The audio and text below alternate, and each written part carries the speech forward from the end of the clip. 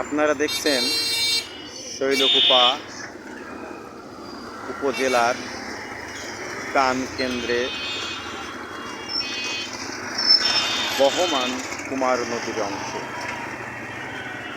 আমরা আপনাদেরকে যে অংশ দেখাচ্ছি সেটি শৈলকুপা উপজেলা শহরের প্রাণকেন্দ্রের অংশ। শহরের বুক চিরে কুমার নদ চলে গেছে।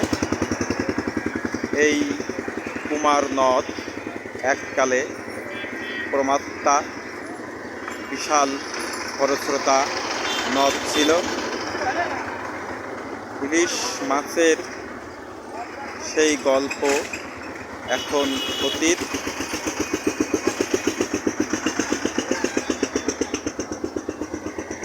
নদীর বর্তমান অবস্থা যা, তাতে মাছের গল্পও অতীত হয়ে গেছে বা অতীত হয়ে যাচ্ছে।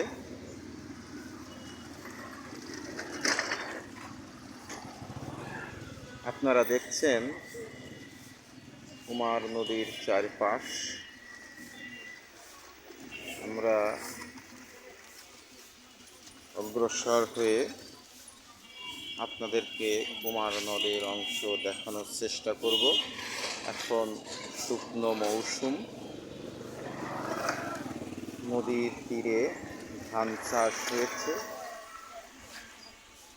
নদীর দুপারে বিভিন্ন স্থাপনা।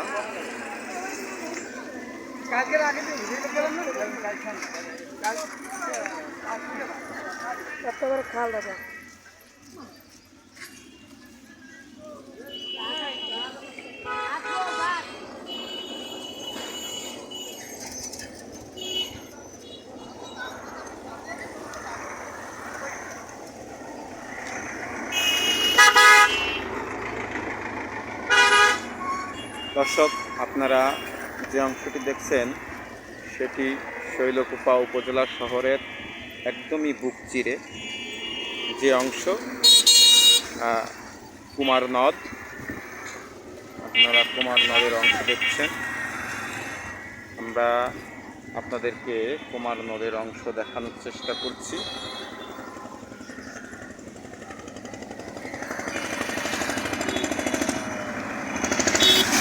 নদীতে এখন জল নেই। সারা বছরই নদীতে কোনো স্রোত থাকে না। কুমার নদের উৎসমুখে বাদ দেয়ায় নদীটি এখন মরা খালে পরিণত হয়েছে। নদীর যে চিত্র দেখছেন, কচুরিপানা, ময়লা আবর্জনা নদীতে ফেলা হয়েছে। তাতে করে এটি ময়লার ভাগাড় বললে ভুল হবে না।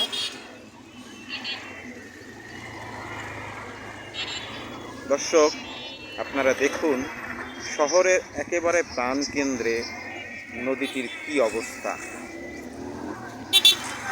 প্রশাসনের একেবারে নজরদারির মধ্যে নদীটির কি অবস্থা, তো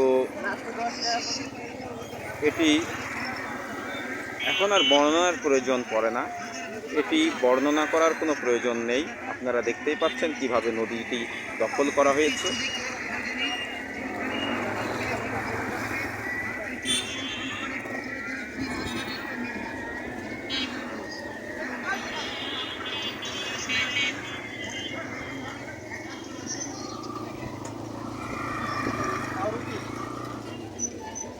নদীর দুপার দখল হয়েছে বিভিন্ন অবৈধ স্থাপনা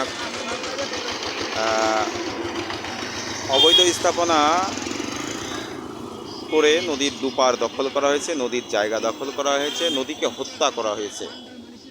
একসময় বলা হতো বাংলাদেশ নদীমাতৃক। আজ যদি কেউ বলেন বাংলাদেশ নদী হন্তারক দেশ, তাহলে ভুল হবে না। শুধু শৈলকুপার কুমার নদ নয়, সারা দেশেই জলাভূমি দখল হয়ে গেছে, দখল করে নেওয়া হচ্ছে।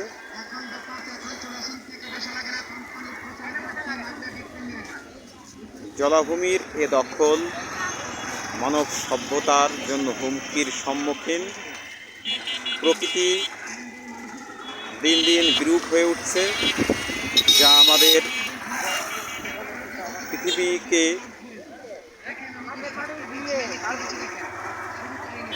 মানুষের বাসযোগ্যের যে আয়োজন সেটিকে বিনষ্ট করছে। মানুষের বসবাসের অযোগ্য হয়ে যাচ্ছে পৃথিবী। জলাভূমি প্রকৃতির একটি অনন্য উপাদান। আমরা জলাভূমিকে ধ্বংস করছি নানা অবৈধ কর্মকাণ্ড করে।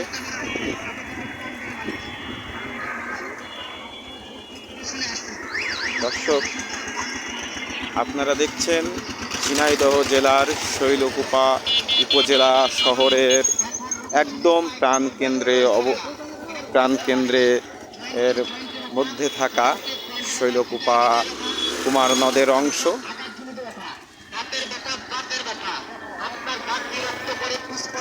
ঠান্ডা পানি গেলে শিরশির করে দাঁতের গোড়া পোকা ধরে গেছে গা।